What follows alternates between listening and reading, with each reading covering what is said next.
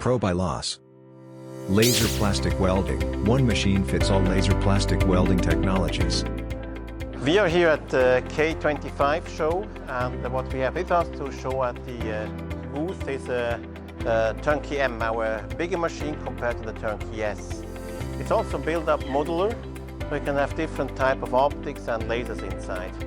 In the bottom part, you have the pneumatics and the laser and all the electrical controls, so that the upper level here is actually pretty open. You can well access it for tool change or operations from the left or from the right side, or you can also access it here from the back side. So it's all open and possible to access.